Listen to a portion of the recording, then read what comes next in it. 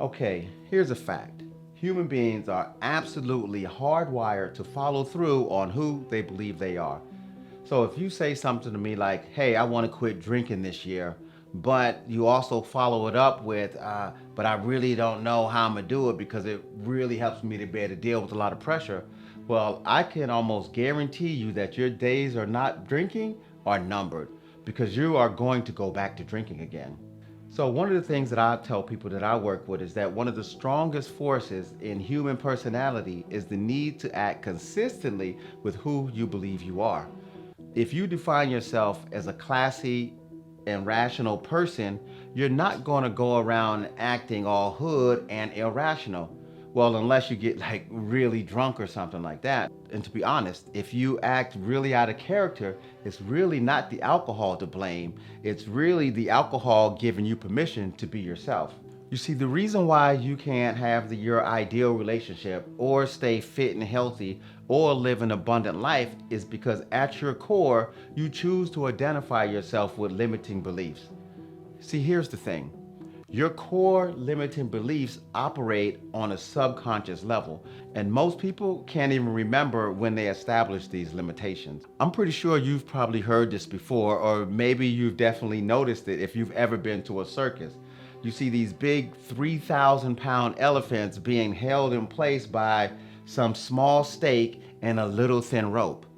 And you know that they have more than enough strength to pull these stake out the ground, run free, and even tear the whole tent down. This is because they have been conditioned to not be able to tap into and unlock their full strength and potential. So this is how it happens. When the elephant is a baby, their conditioner or trainer ties him or her up to a stake inside the ground.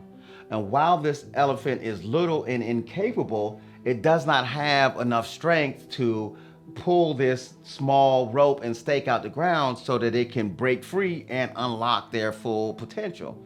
And no matter how hard this baby elephant tries to free him or herself, it just doesn't have the ability at that time. Now, over time, the elephant decides that, hey, you know what? I'm not capable of pulling this stake out the ground. And once the elephant self-identifies with and validates this limitation, it will remain stuck forever, no matter how strong or capable he or she becomes. And believe it or not, a lot of times this is exactly what happens to us. And the funny thing is, we don't even see these limitations because it has been conditioned into our subconscious identity. We say things to ourselves like, this is just who I am, or this is just the way it is, or we might even say, this is how God meant it to be. And I'm sorry, the only reason mostly all of this stuff is true is because you choose to stay limited right here. Just like the elephant, our personal stake in the ground can come from a traumatic event that happened to us in our past, so-called family traditions, religious dogma, or all of the above with a healthy dose of institutional impression and conditioning. I actually talk about that inside a video, which you can link to right up here.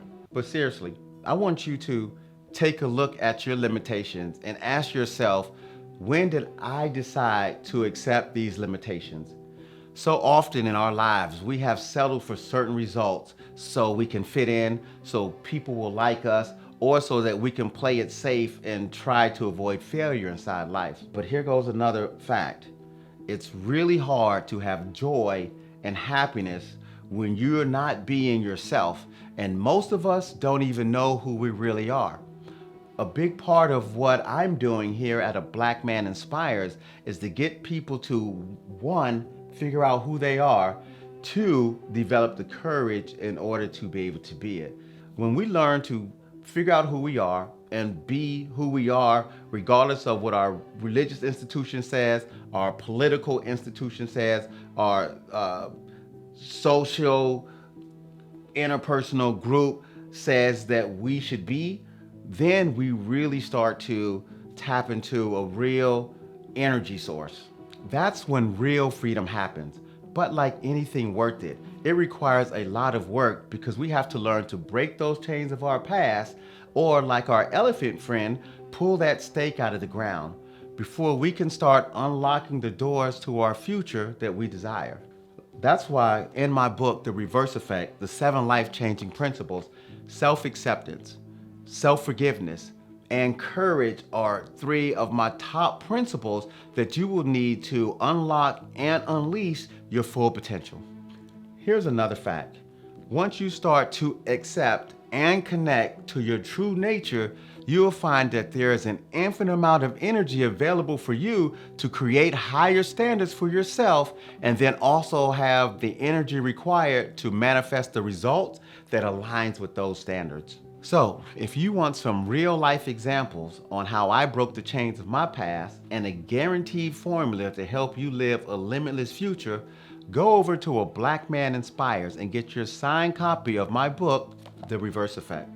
And then after your purchase, you become qualified to apply to my personal development transformation program called Transformation with the Author, where I walk you through a step-by-step and chapter-by-chapter, one-on-one or group training to help you to get your breakthrough and ultimate transformation. All right, I know this is going to help you. You just have to remember that the stories that fuel our actions has to come from our self-identity.